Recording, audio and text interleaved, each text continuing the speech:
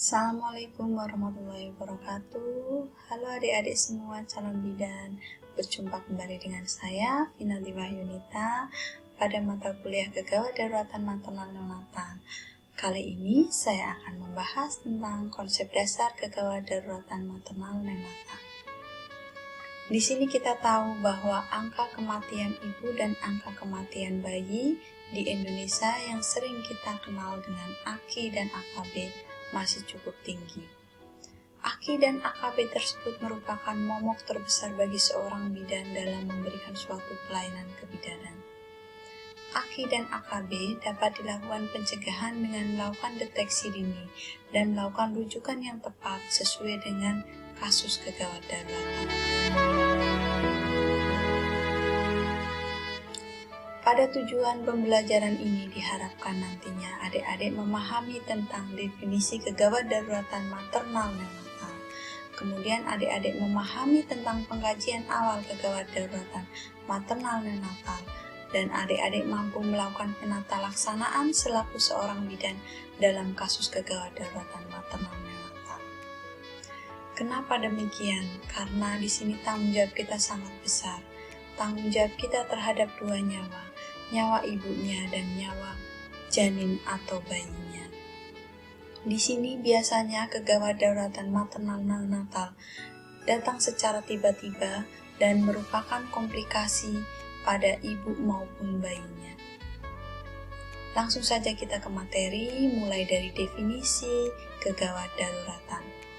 Kegawat daruratan itu sendiri adalah kejadian yang tidak diduga atau terjadi secara tiba-tiba, seringkali merupakan kejadian yang berbahaya. Di sini kegawat daruratan itu datang secara tiba-tiba tanpa kita sadari biasanya. Kegawat daruratan biasanya contohnya terjadi pada ibu hamil normal, bisa saja pada ibu bersalin terjadi kegawat daruratan, atau mungkin pada saat nifasnya. Kemudian definisi yang kedua adalah kegawat daruratan obstetri. Di sini adalah kondisi kesehatan yang mengancam jiwa yang terjadi dalam kehamilan atau selama dan sesudah persalinan dan kelahiran. Sedangkan definisi yang ketiga yaitu kegawat daruratan neonatal adalah situasi yang membutuhkan evaluasi dan manajemen yang tepat pada bayi baru lahir yang sakit pada usia kurang dari 28 hari atau 28 hari, serta membutuhkan pengetahuan dalam mengenali perubahan psikologis dan kondisi patologis yang mengancam jiwa yang bisa saja timbul sewaktu-waktu. Jadi di sini pada saat pertolongan kegawat daruratan neonatal, kita semua harus membutuhkan pengetahuan yang cukup, skill yang cukup. Contohnya, apabila datang seorang pasien, ibu hamil bersalin kemudian terjadi patus lama, kita di situ harus mampu membuat suatu diagnosa kemungkinan apa yang terjadi pada janinnya atau ibunya. Pertolongan segera pada kasus kegawat daruratan harus dilakukan dengan cepat tepat. Karena apa? Karena pertolongan segera mampu mencegah kematian bahkan kecacatan pada pasien. Karena waktu yang sangat terbatas, tindakan pertolongan harus dilakukan secara sistematis dengan menempatkan prioritas pada fungsi vital seperti dengan urutan ABC. Kita mulai dari A, airway, membersihkan jalan nafas dan menjamin nafas bebas hambatan. Di sini, apabila pasien dalam keadaan gawat nafas atau terengah-engah, jika ada gangguan harus segera dibebaskan jalan nafasnya. Kemudian yang B, breathing, menjamin ventilasi jalan nafas. Jika pasien sulit bernafas, berikan bantuan pernafasan. Kemudian yang C, sirkulasi, melakukan pemantauan peredaran darah.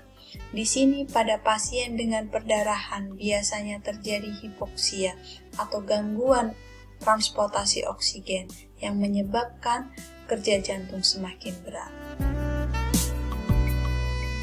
Selain itu, pengkajian awal dan penata laksanaan pada kasus kegawat daruratan kita harus mampu melakukannya.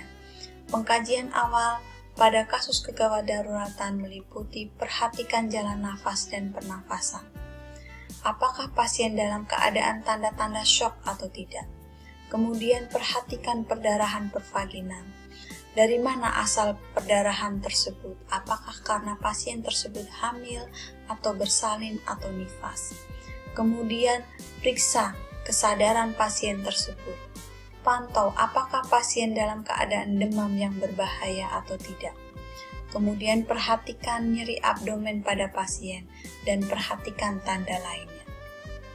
Selain pengkajian awal yang harus kita mampu lakukan sebagai seorang bidan, kita juga harus mampu melakukan penata laksanaan pada kasus kegawat daruratan, yaitu melakukan pengenalan segera kondisi gawat darurat. Kemudian kita melakukan stabilisasi pada klien atau ibu dengan pemberian oksigen, terapi cairan, dan medikamentosa. Setelah itu, kita juga harus mempunyai tempat kerja yang menyiapkan sarana dan prasarana di kamar bersalin. Di samping kita harus memiliki keterampilan dan skill yang cukup sebagai seorang bidan. Mungkin cukup sekian pertemuan saya pada hari ini. Silahkan adik-adik membuat video pertolongan sistematis pada fungsi vital dengan langkah ABC. Untuk pertemuan materi yang lebih lengkap saya, silahkan adik-adik bisa melihat link berikut ini. Adik-adik bisa buka link berikut ini. Apabila ada pertanyaan yang kurang paham, adik-adik bisa mengirim pertanyaan tersebut ke email saya. Terima kasih atas perhatiannya. Kita bertemu pada pertemuan berikutnya. Salam sehat dan tetap semangat. Wassalamualaikum warahmatullahi wabarakatuh.